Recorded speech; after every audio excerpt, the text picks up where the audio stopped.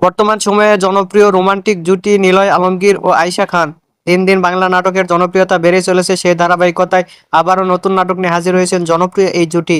নাটকটির নাম সিচুয়েশনশিপ।